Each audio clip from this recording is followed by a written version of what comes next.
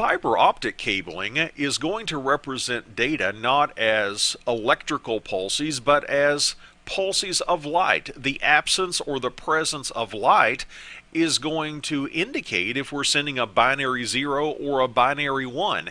And since we're using light to send data instead of electricity, this completely gets rid of the issue of electromagnetic interference, or EMI. We're immune from that by using fiber optic cabling. And fiber optic cabling tends to have a longer range. It can reach further distances than unshielded twisted pair. For example, let's say that we have a campus environment and we're trying to connect buildings around a college or a business campus. If the distance between the buildings exceeds 100 meters, that might be a great fit to use fiber optic cabling. When you go out to purchase fiber optic cabling and equipment, however, you should realize there are two primary types of fiber optic cabling. We have different types of connectors that we might see on a fiber optic cable. For example, there's an ST connector, or a straight tip connector, an SC connector, or a standard connector, an LC, a lucid connector, or an MTRJ, media termination recommended jack connector. The MTRJ is kind of unique in that within the single fairly small connector, we have two fiber optic strands. The connector you see pictured on screen is an SC, a standard connector, but we said there were two types of fiber optic cables. We have multi-mode fiber, abbreviated MMF, and we have single mode fiber, abbreviated SMF. To help us start to understand the distinction between multi-mode fiber and single mode fiber, consider what you may have seen at a restaurant. Let's say that you had a glass of water and you had a straw in your glass of water. You might have noticed a phenomena something like this.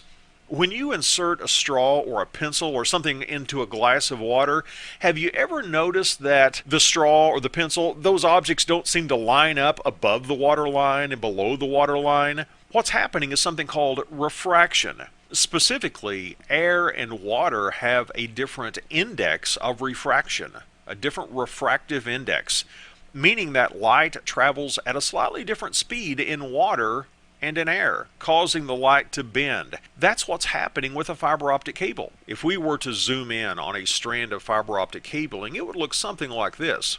And by the way, we have two strands typically when we're connecting a piece of equipment. One strand is for transmission and one strand is for reception.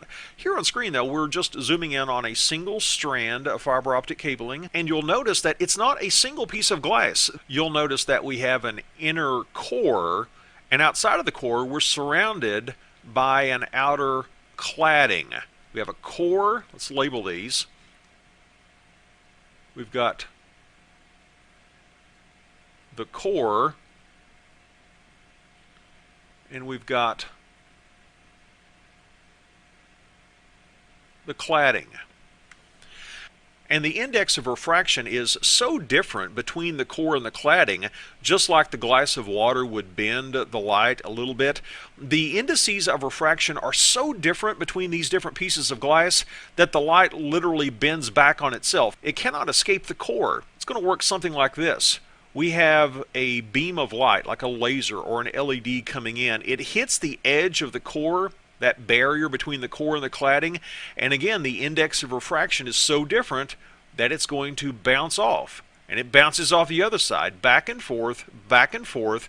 It bounces its way down the core of the fiber optic cable. And with multi-mode fiber, the core has a diameter that's large enough to allow light to enter the core at different angles.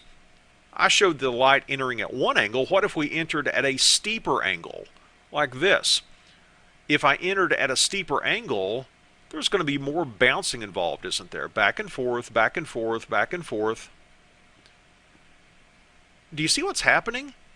It's taking us longer to get out of the core because we're bouncing back and forth more frequently.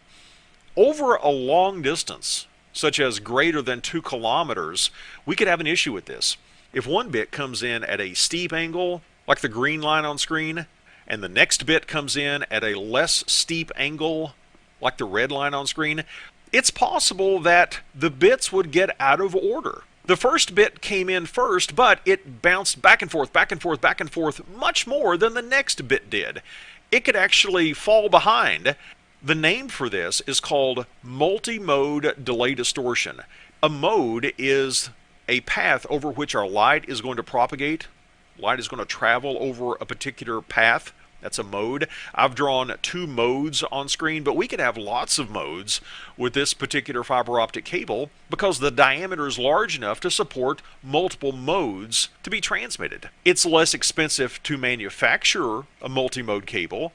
The way it's manufactured is there are different levels of dopants put in the core and the cladding to give those 2 different types of glass a different index of refraction. But if we have higher manufacturing tolerances, and we can have a smaller diameter, if the core is smaller, it could be so small that we would only have room for 1 mode. In that case, our mode of propagation could only go down the middle of the core. The diameter is not large enough to allow light to enter at another angle.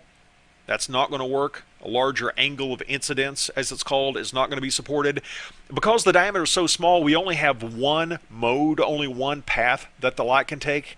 That's called single mode. And because single mode eliminates the issue of multi-mode delay distortion, because we don't have multi-modes, this means that we can achieve much greater distances, maybe 40 kilometers as an example, with single mode fiber as opposed to multi-mode fiber. But to sum up, fiber optics, it's going to represent data as the presence or the absence of light. Therefore, it is immune from electromagnetic interference. It's often used when the distance requirement for a connection is greater than that supported by unshielded twisted pair cabling. It supports high data rates, and we have 2 types. Multi-mode, which is less expensive than single mode. And the reason multi-mode is less expensive is it has a larger diameter for the core, which could allow multiple modes, multiple paths of light to go into the core, which could result in multi-mode delay distortion. That issue is eliminated with single mode fiber.